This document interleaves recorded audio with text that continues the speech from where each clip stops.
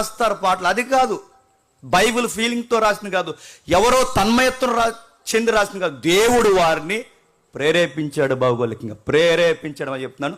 ప్రేరేపించాడు రేపటి వాళ్ళని, వాళ్ళ నాలెడ్జ్లో నుంచి, వాళ్ళ ఎనర్జీలో నుంచి, వాళ్ళ కల్చర్లో నుంచి, వాళ్ళ స్టాండింగ్లో నుంచి, వాళ్ళు నిలబడిన ఏదైతే భౌగోళిక సాక్ష్యం ఉందో అక్కడి నుంచి రేపి ఆ ట్రెండ్లో నుంచి బైబిల్ రికార్డ్ చేశారు.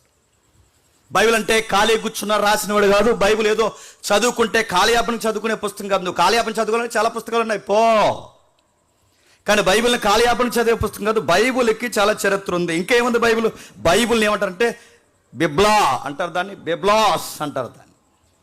ఎందుకంటే కొన్ని పుస్తకాల కలయిక గనక దాన్ని బిబ్లాస్ అనే వర్డ్ అంటారు. సుమారు 66 పుస్తకాలు, 66 పుస్తకాల రికార్డ్స్ 1500 నుంచి లేదా 1500 సంవత్సరాలు లేదా 2000 సంవత్సరాలు, అంటే సుమారు 1500 నుంచి 2000 సంవత్సరాల లోపు, సుమారు 2000 సంవత్సరాల లోపు సంబంధం లేని వ్యక్తులు, ఒకరికొకరు పరిచయం లేని వ్యక్తులు, ఈ జనరేషన్ వేరు వాళ్ళ జనరేషన్ వేరు, సంబంధం లేని వ్యక్తులు సుమారు 2000 సంవత్సరాల లోపు రికార్డ్ చేస్తే వచ్చిన పుస్తకమే బైబిల్. ఇంకా ఈ బైబిల్ ఎక్కడ రాయబడిందో మనం చూసాం. మొదటి తరగతిలో ఎక్కడ రాయబడింది? కొండలు, గుట్టలు, అరేబియా ఎడారి, డెడ్ సీ, పైన లెబనోను కనుమలు, ఇటు మధ్యధరా సముద్రం, సౌడు నేల, ఈ మధ్యలో ఈ రచన లేదా ఈ బైబిల్ చరిత్ర నడిచింది. 40 మంది, ఎంతమంది? 40 మంది. చిన్న పాయింట్ ఇక్కడ ఉంది, 40 మంది. 40 మందిలో 39 మంది రైటర్స్ జూయిస్. 40 మందిలో సుమారు 30 మంది రాసిన ఆ రచయితలు ఎవరైతే ఉన్నారో వాళ్ళు పూర్తిగా 39 మంది యూదులు. ఒకే ఒక్కడు బయటోడు, ఆ ఒక్కడు డాక్టర్ లూకా. ఆయన గ్రీకు పౌరుడు కదా. లూకా గారు ఒక్కడే బయటోడు, సుమారు 39 మంది యూదులే.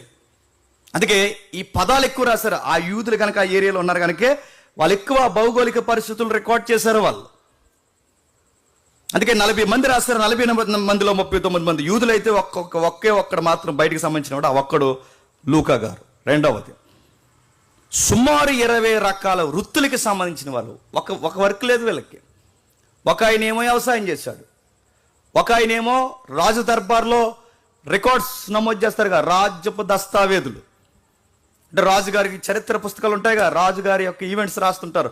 రాజుగారి టైంలో ఒక ఆయన ముద్రించారు, రాజుగారి టైంలో. బైబిల్లో ఏముందని మీరు నన్ను డైరెక్ట్గా అడిగితే కొన్ని పాయింట్స్ చెప్తారు. మీరు గుర్తుపెట్టుకుని బైబిల్ ఏముందంటే హిస్టరీ ఉంది, లా ఉంది, పోయట్రీ ఉంది, విజ్డమ్ ఉంది, ప్రాపటిక్ అంటే భవిష్యత్